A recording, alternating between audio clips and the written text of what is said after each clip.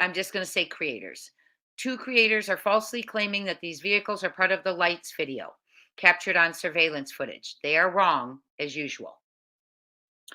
By the way, there was one 3 a.m. video, one 3 a.m. car, and I'm going to clarify that right now. One 3 a.m. car that stopped on Kellen for 3 to 5 minutes, pulling around the corner of Stafford, backing up on Kellen, and leaving towards Long Hollow Pike. One. There was a trash truck between 5 and 5:30 as the sun came up. The 3 a.m. car, excuse me, was in the dark pitch of night. The trash and did not pass the person with footage's driveway because it backed up and it left. The trash truck came in, didn't stop for 3 to 5 minutes, moved through past the house as the sun was coming up. Okay? And did pass by the driveway because they're going into the neighborhood to fulfill their job. The garbage truck, excuse me. Some of you say garbage truck, okay? So the trash truck was on Kellen at 5:01 a.m. and on Stafford Court near Sebastian's house at 5:12 a.m. The lights video, everyone is, and he puts that in quotes, lights video, everyone is discussing was recorded at 5:09 to 5:10 a.m. Now that cannot be true because that is already twilight. I have looked it up. The flashlights we saw were in the dark of night. Okay. And I will look it up for you again because, oops, I forgot to send myself one of those pictures for you. Okay. Let me look it up again because I had, when was twilight? When did the sun come up? In Hendersonville, Tennessee on February 26th, 2024. It came up at 6:21 in the morning. Okay. Well, it was fully up. Twilight began, and I put that in there too. I think twilight was at like 5 a.m. When did twilight begin? I'm just giving you a few facts here so we can do this logically.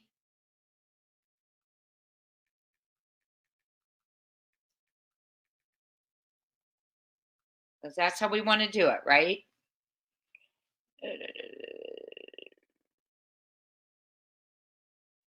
Oh my goodness. Oh.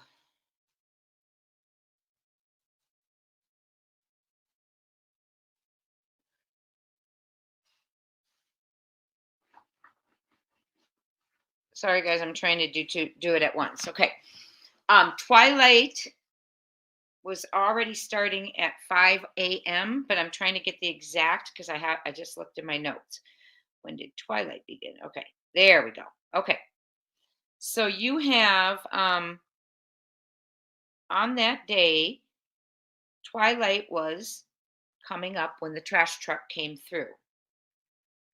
And what this person is saying, as I'm pulling up the information I'm trying to get you. This person is saying the trash truck was there and it was pitch black and their lights were shining. But the footage from the person who had it could see the sun already coming up, starting to come up. Okay, so it doesn't make sense that was because it comes up. It was starting to come up about 5:16 a.m. Okay, so the sun was already starting to lighten. Okay, so what we have to look at here is that trash truck. Okay, what did he say? Longer than the version? Okay, we know this because the full uncut video, longer than the version seen publicly through Nick B, includes the trash truck turning around, turning onto and proceeding along its route on Stafford Court. Okay, correct. Between 5 and 5:30. As the twilight was starting, the sun was rising and the sky was lightening up. But at 3 a.m., when it was pitch black, is when the car pulled up and spent its 3 to 5 minutes on Kellen and turned onto Stafford. Okay, it was pitch black. And this person says he and 3 other people, along with the homeowner from surveillance camera location, recreated the video. Well, that's interesting. I'll have to ask my sources about that. It's about the time the trash picks up, and then in reference to the lights. We're going to talk about the 3 a.m., 3:10 a.m. lights. Let's talk about the trash. What do you know? So our trash gets picked up by J.E. McMurtry Disposal, has for many, many, many years. They used to, a few years back, they would pick up around 6:30-ish, but then the bus was coming through and it was making it hard for them to come through with the bus, and all the kids were out and it was just chaotic. So they switched it, and now they go down my street about 5:30, 5-ish, between 5:15-ish, 5:20, something like that, every Monday morning. That's going down my hill, though. That's not when they come in and they're going around it. That's when they're coming back down. So, yeah. I mean, that's an extra, 20 minutes? How long does it take for the trash truck guy to go through the whole entire neighborhood? And the other misconception is a lot of people are saying that they have to hand dump the trash bin in there. They don't. It's a new truck. They have an arm, and it does it for them. So that was another thing where they're having to pick up these big. No, they're not. They have an arm. They roll it over to the arm, connect it to the arm, and they dump it. You can hear it. I mean, it's not quiet. It's loud. I mean, you can hear the arm doing all that. So by the time they collect the trash coming up the street, though, not going down it. They're collecting it as they come up. So I guess they're probably in the neighborhood just like around 5, just before 5. And they're out of there before the buses come. Yes. Or the bus comes, or the, Absolutely. You said buses. Where's trash go? Oh, it gets dumped in either Nashville or Gallatin. If Nashville is full, they'll temporarily dump it to Gallatin, and then once I guess Nashville gets whatever, then they'll transport to Nashville. The big misconception was that the neighborhood behind us, they get picked up by a different company on Tuesdays. So that's a whole different thing. Is that construction development you're talking about? Well, that was the dumpster that everybody was asking about. How is it possible that, whatever, that the dog hit over there as well? The second dog that was out walking hit also by the trash dumpster. And the trash dumpster owner found that out when law enforcement told him that we got a hit by the dumpster. The owner of the dumpster called them back and said, okay, we dumped our trash on this certain day, Tuesday, whatever, on that certain day in Kentucky. So you guys need to go and get a warrant, obviously. And he gave them permission to go search the Kentucky dumpster or landfill. So that's why they went to Kentucky. And then I was told that they also checked Gallatin and Nashville as well. That night, Katie claims, the night of the 25th, that Sebastian takes the trash out after they arrived home from going out to dinner. Go ahead. There's no specific footage of that. The neighbor that has the Ring door camera that saw that, she said to me on the phone that the only thing you can see is a silhouette. She said you cannot see a physical person.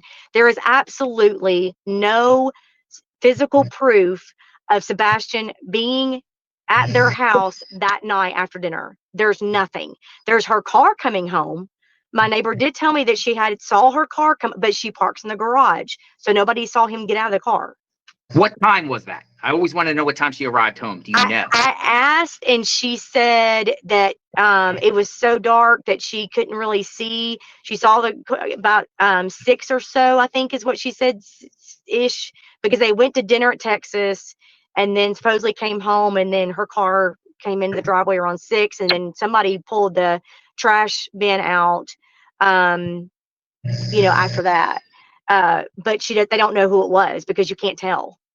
So no evidence. Any neighbor, including yourself or because you all talk, the neighbors talk to everybody and say there's nothing to indicate that he was home that night. He got home that night. There's no proof of that. Nobody ever saw him come home, or really, I mean, I don't even know if anybody can say they saw him leave with her.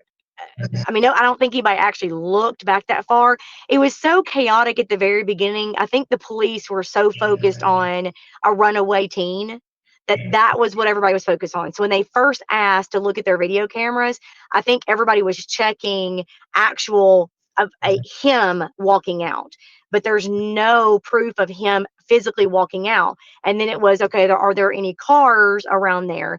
And so going back to the whole light thing, I was told that there was an unidentified car sitting on my street facing the entrance somewhere around 3:30 or so.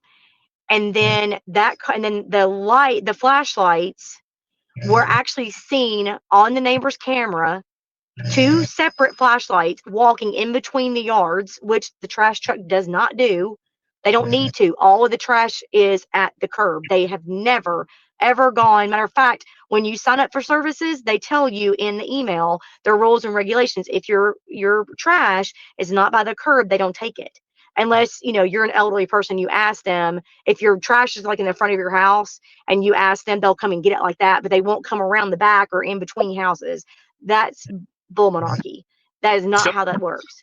No track. You don't believe those 3:10 a.m. lights were around 3:10 after 3 a.m.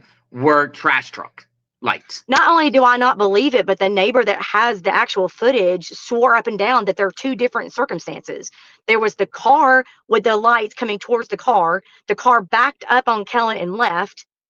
And then about 2-ish hours, hour and a half, hour and 42 something, they're like she said, the time stamp on the video is not working. It is stuck. She said, but you can tell because it's pitch black dark in the middle of the night when the car comes down the street, turns onto Stafford, sits there for about 3 to 5 minutes.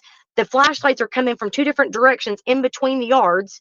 They do whatever they're doing around the car. The car backs up Kellen and leaves from Stafford. I'm sorry, backs up Kellen and leaves. And then 2 or so hours later, as the sun is just beginning to come up, you can see the trash truck. And she said, but the trash truck goes past her driveway. She said, you can see the trash truck and the lights and the back of the truck go past her driveway, go up the hill, do its business, turn around, come back down. And then within a few minutes later, the sun is coming up. And then you can see Katie's car leave, Katie's car coming back.